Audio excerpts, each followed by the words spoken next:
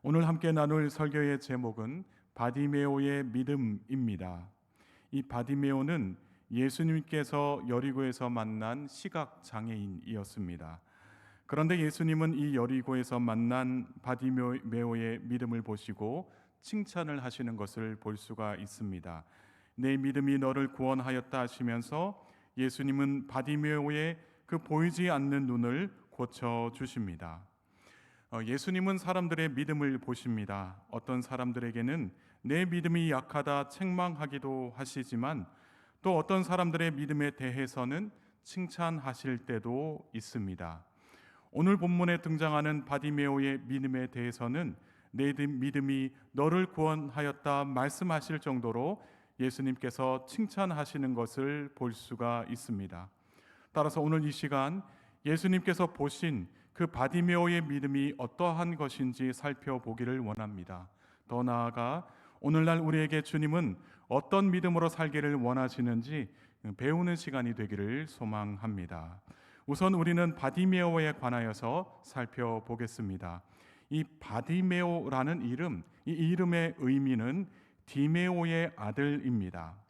이 디메오 앞에 붙은 바라는 단어가 바로 아들이라는 뜻인데 이 성경에서는 종종 사용되기도 합니다. 빌립보 가이사랴에서 예수님이 시몬 베드로를 부르실 때 뭐라고 부르셨을까요? 마태복음 16장 17절에서는 예수님은 베드로를 바요나 시모나라고 부르십니다. 이 말은 요한의 아들 시모나라는 뜻입니다. 그러니까 바요나라는 뜻이 요한의 아들이라는 뜻이라는 것이죠. 또 빌라도 총독이 예수님을 풀어주려는 그 의도로 예수님과 함께 내세운 사람이 누구였냐면 바로 죄인 바라바였습니다. 그럴 때 대중들은 아무런 죄가 없으신 예수님보다는 바라바를 석방시키라고 요구하게 됩니다. 이때 바라바라는 이름은 히브리어로 바르아브라고 하는데 이름의 뜻은 아버지의 아들이라고 합니다. 여기서도 바라는 이름이 바라는 단어가 붙어 있다라는 것이죠. 그래서 바디메오는 이 본문 46절에 기록된 대로 디메오의 아들이라는 뜻을 가지고 있습니다. 그런데 이 디메오라는 이름의 뜻은 사실 따로 있습니다.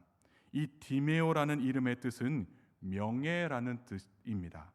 어떻게 보면 그의 부모는 명예의 아들이 되기를 바라는 마음에서 그의 이름을 정한 것이 아닌가 생각해 볼 수가 있습니다. 명예라는 의미가 무엇일까요? 이 사전적인 의미로 명예는 세상에서 훌륭하다고 인정되는 이름이나 자랑을 말합니다. 그래서 명예를 얻은 사람은 세상 사람들로 하여금 훌륭하다고 인정을 받고 또 칭찬과 존경을 받게 되는 것을 볼 수가 있습니다. 그래서 여타 다른 부모들과 마찬가지로 바디메오의 부모 역시 그의 아들도 잘 되기를 바라는 마음에서 그의 이름을 바디메오로 지었을 것이라고 볼 수가 있는 것입니다. 하지만 이 바디메오의 부모의 바람대로 아들이 명예롭게 자라지 않았습니다. 본문 46절 하반절의 말씀을 보면 이 바디메오에 관하여서 디메오의 아들인 맹인거지 바디메오가 길가에 앉았다가 말하고 있습니다. 성경에서는 바디메오를 가리켜서 맹인거지라고 부르고 있습니다. 그리고 그가 길가에 앉아 있다라고 설명을 합니다. 맹인거지라는 말이 어떤 의미죠? 앞이 보이지 않기 때문에 혼자서 생활하는 것이 어려운 사람이라는 것을 의미합니다. 또한 사회적으로나 경제적으로 스스로 해결할 수 없어서 누군가의 도움을 반드시 받아야만 하는 사람을 가리키고 있다라는 것이죠. 그래서 바디메오는 육체적으로나 경제적으로나 누군가의 도움이 없이는 단 하루도 살 수 없는 최약층에 속해 있다라는 것을 말하고 있습니다. 그러다 보니 그는 사람들에게 인정을 받고 존경을 받기는커녕 사람들에게 무시를 받고 외면을 받고 있다라는 것입니다. 그래서 그는 사람들로부터 밀려나서 길 한가운데가 아니라 길가에 앉아 있다라는 것이고, 그곳에서 지나가는 사람들에게 구걸을 하면서 살고 있었습니다. 그런 그가 어떻게 예수님께 믿음을 보였을까 하는 것을 우리가 함께 살펴보고자 합니다.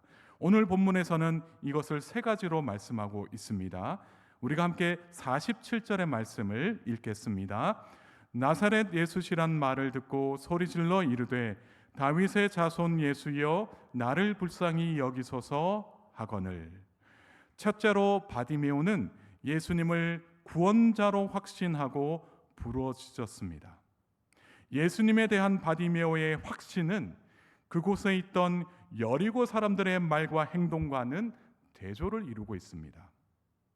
예수님은 예루살렘으로 올라가고 계셨습니다. 인류를 죄에서 구원하시기 위하여 예루살렘으로 가고 계셨던 것입니다. 그렇게 가던 도중에 여리고를 잠시 들린 것인데 46절의 말씀을 보면 예수님은 여리고로 들어가셨다가 다시 나오고 계신다라는 것을 말씀하고 있습니다. 그러니까 바디메오를 만나시기 전까지 이 여리고에서 무엇을 하셨다라는 그 내용이 없습니다. 이왕 여리고에 가신 김에 좀 쉬실 법도 한데 예수님은 그렇게 하시지 않으셨습니다. 아니면 그곳에 있던 사람들에게 천국에 관하여 가르치시거나 병자들과 귀신 들린 자들을 고치셔야 했는데 예수님은 그 어떤 말씀도 하시지 않으셨고 사역도 하지 않으셨습니다. 그저 그곳에 들렀다가 나가고 계셨다라는 것을 말씀합니다. 그러니까 바디메오를 만나기 전까지 아무것도 안 하셨다라는 것입니다. 이것이 무엇을 의미하는 것일까요? 여리고 사람들은 예수님의 소문을 들었기 때문에 예수님에 대한 호기심 정도는 있었습니다. 그러나 그들은 예수님에 대한 기대와 소망이 없었습니다. 이를 잘 알려주고 있는 부분이 47절 말씀에 그들이 서로 대화하고 있을 때 예수님을 나사렛 예수라고 말하고 있다라는 것을 통해서 알 수가 있다는 것입니다. 우리가 생각할 때 나사렛 예수라는 말이 무슨 문제냐라고 말을 할 수가 있습니다. 그러나 그 당시에 나사렛 예수라는 말은 별로 좋은 뜻이 아니었습니다. 예수님을 무시하는 말이었고 별 볼 일 없는 천구석에서 온 예수라는 말이기도 합니다. 예수님에 대한 소문이 있으니까 여리고로 오신 예수님을 보기 위하여 그곳에 있었을 뿐이지 예수님을 통해 그 어떤 역사를 경험하겠다는 그런 간절함이 없었다라는 것입니다. 하지만 바디메오는 그들과는 달랐습니다. 바디메오는 예수님을 다윗의 자손이라고 부르면서 자신을 불쌍히 여겨달라고 부르짖었습니다. 사실 이 다윗의 자손이라는 말은 유대인들이 기다리고 바라던 메시아의 대명사입니다. 메시아는 하나님의 뜻을 수행할 하나님이 선택한 자라는 그런 의미를 가지고 있습니다. 구약 시대에는 하나님께서 당신의 뜻을 이루기 위하여 제사장과 왕과 선지자에게 기름을 부으심으로 구별하여 선택을 하셨습니다.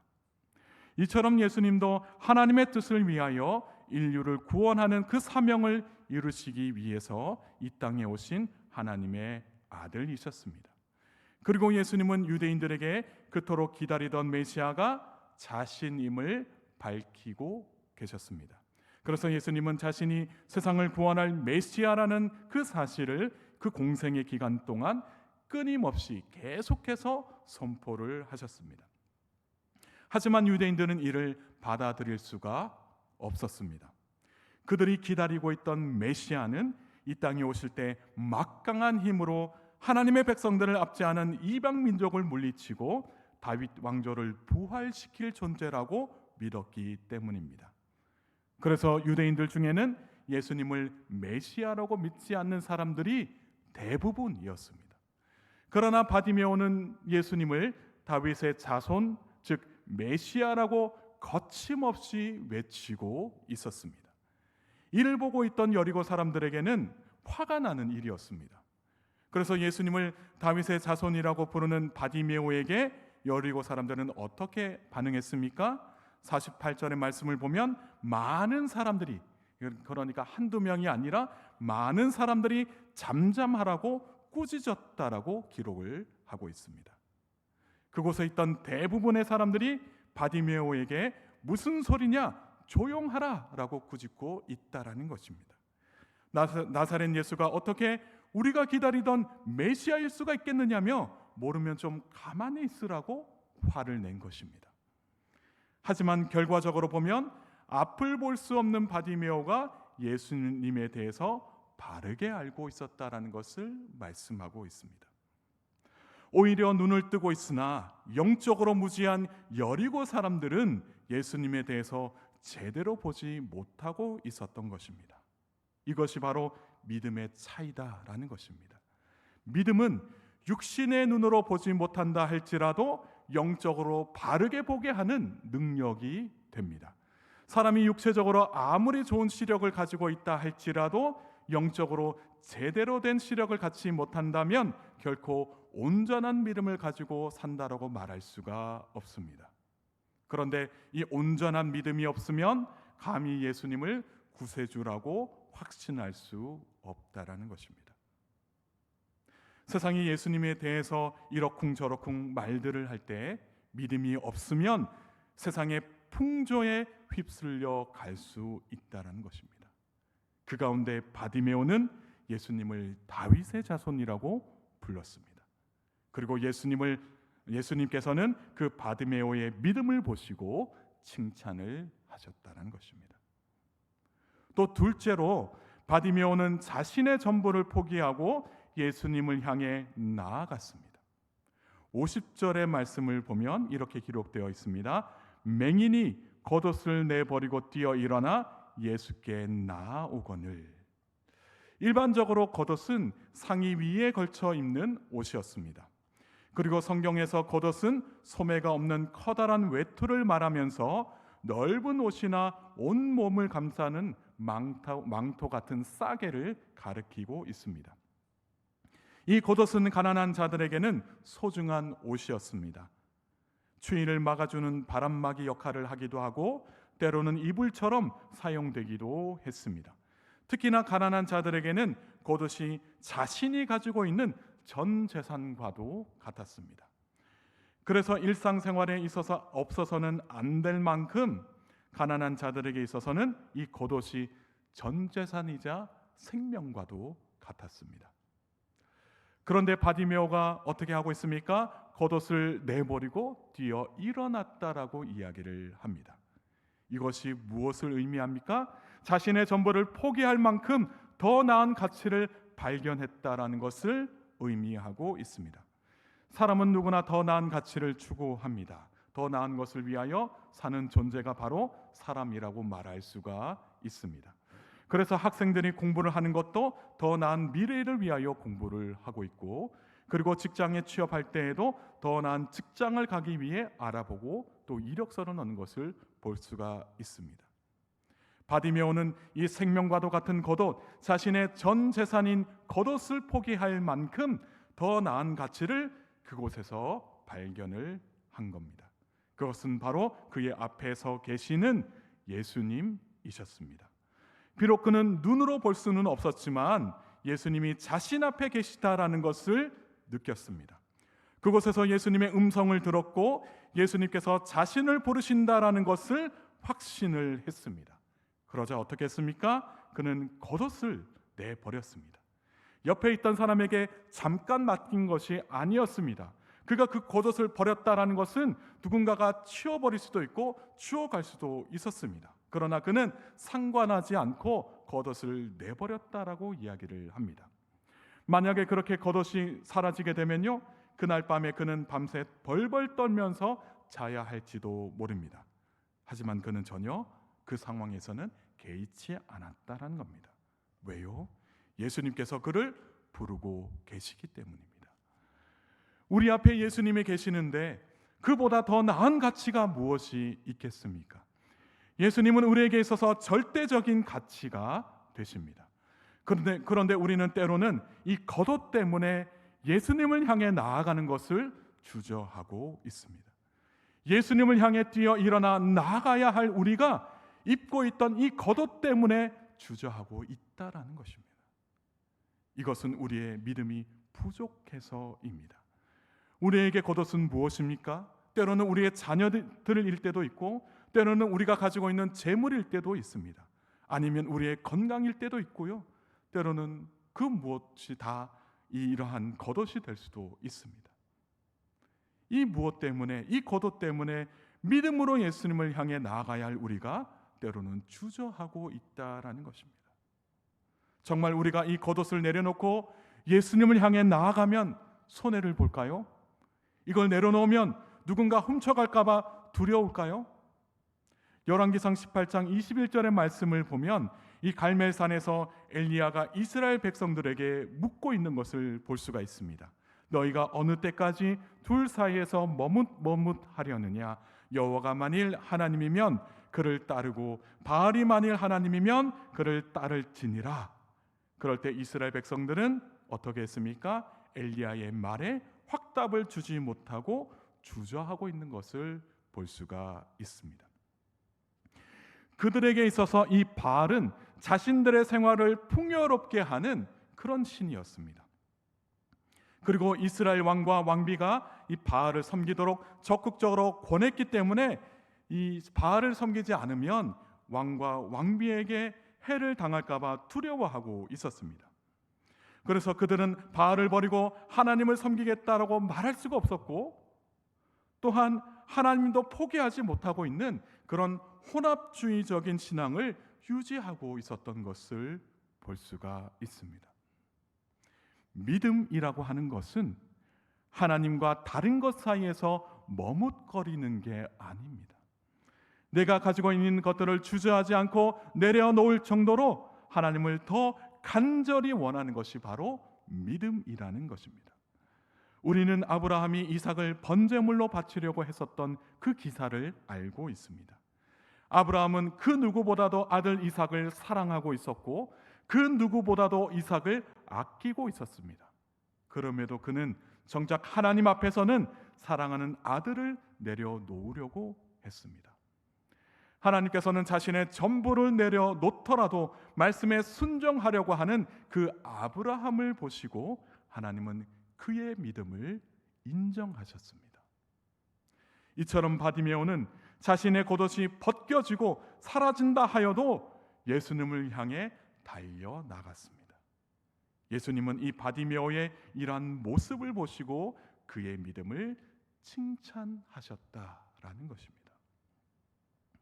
셋째로, 이 바디메오는 자신이 가지고 있는 문제의 근원을 예수님께 맡겼다라는 것입니다. 51절의 말씀을 우리가 함께 읽겠습니다. 예수께서 말씀하여 이르시되 내게 무엇을 하여 주기를 원하느냐? 맹인이 이르되 선생님이여 보기를 원하나이다. 아멘. 만약에 바디메오가 믿음이 없었다고 한다면 예수님께 자신의 눈을 고쳐주기를 부탁하지 않았을 겁니다. 예수님에 대해서 믿음이 없는데 어떻게 부탁할 수 있겠느냐라는 것입니다. 바디메오는 언제부터 눈이 안 보이게 되었는지 알 수는 없으나 그에게 있어서 가장 원하는 삶은 눈을 뜨고 세상을 바라보는 일이었습니다. 눈을 뜨고 다른 사람들처럼 살 수만 있다면 소원이 없겠다 하면서 살고 있었다는 것이죠. 그러나 현실은 그에게 호락호락하지 않았습니다. 그의 눈을 고쳐줄 의사가 주변에 없었습니다. 처음부터 앞이 보이지 않았는지 후천적으로 보이지 않게 된 것인지 알 수는 없지만 그의 눈이 지금 어떤 상태이고 어떻게 고쳐야 하는지 알고 있는 사람이 그 주변에 한 사람도 없었다라는 것입니다. 그래서 언제부터인지는 모르지만 그는 눈을 뜨기 위해 의사를 찾는 수고보다는 사람들에게 구걸하여 받은 돈으로 생활하는 게 현실적이라고 받아들였던 것입니다. 그래서 그가 만약에 믿음이 없었다면 예수님이 무엇을 주기를 원하느냐 했을 때 돈을 요구하거나 혹은 먹을 양식을 원한다고 했을지도 모릅니다. 하지만 바디메오는 예수님께서 물으실 때 눈뜨기를 원한다라고 고백했습니다. 예수님은 바디메오가 사실 무엇을 원하는지 이미 알고 계셨습니다. 앞이 안 보이는데 당연히 눈뜨기를 원한다고 할 게 뻔했습니다. 그러나 예수님은 그의 입술을 통해 무엇을 원하는지 듣고자 하셨고, 그렇게 들으셨을 때 그의 눈을 고쳐주셨습니다. 우리가 하나님께 기도할 수 있는 것도 하나님에 대한 믿음이 있기 때문에 기도할 수가 있는 것입니다. 하나님께서 우리의 기도에 합당하게 응답하신다라는 그런 믿음이 있어야 이렇게 기도의 자리로 나올 수가 있다는 것입니다. 그리스도인들 중에도 많은 분들이 문제를 스스로 해결하려고 한다는 것입니다.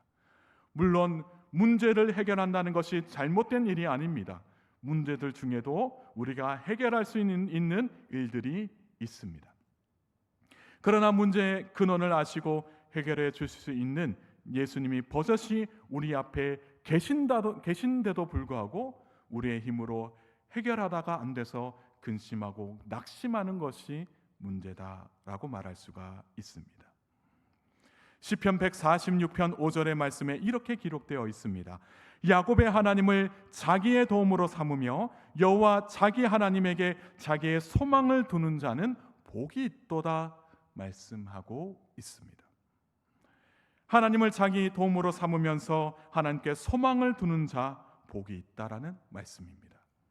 이러한 삶이 믿음으로 사는 삶인 것입니다. 우리의 능력으로는 도무지 해결할 수 없는 일들을 그냥 끌어안고 사는 것이 아니라 하나님께 나와서 하나님께 기도하며 하나님의 도움을 받으라라는 말씀입니다. 우리가 가진 문제를 하나님께 간절히 아뢰며 기도할 때에 우리의 삶에 하나님의 크신 역사를 경험하게 될 줄 믿습니다. 바디메오의 이름 명예의 아들입니다. 그러나 그 이름의 뜻처럼 그는 세상 속에서는 명예의 아들이 되지 못했습니다. 세상 사람들에게는 멸시를 받고 천대를 받으면서 살았습니다. 그러나 그가 예수님을 만나고 나서 믿음으로 나아갔을 때 비로소 그는 그의 이름의 뜻처럼 예수님께 믿음을 인정받고 존귀하게 여김을 받아서 구원의 은혜를 경험하게 되었습니다. 사랑하는 성도 여러분, 오늘 말씀에서 우리는 바디메오의 믿음을 보았습니다. 우리도 이 세상 속에서 바디메오처럼 살 수 있을까요? 세상 사람들이 예수님에 대해서 뭐라고 하더라도 예수님은 하나님의 아들이시자 우리를 구원하실 그리스도이심을 선포할 수 있는 믿음, 거덕과도 같은 소중한 것들을 내려놓고서라도 예수님을 향해 나아갈 수 있는 믿음, 문제의 근원을 예수님께 맡길 수 있는 믿음, 이 믿음들을 가지고 살아가실 수 있기를 바랍니다. 그러면 그리스도 안에서 우리의 삶이 변화가 될 것이고 앞으로 예수님의 제자가 되어 복음에 합당한 삶을 영위하며 살아갈 수 있게 될 것입니다. 바디메오의 믿음에 담겨져 있는 이 가르침을 따라 살아가는 우리 모두가 되기를 주님의 이름으로 축복합니다. 함께 기도하시겠습니다.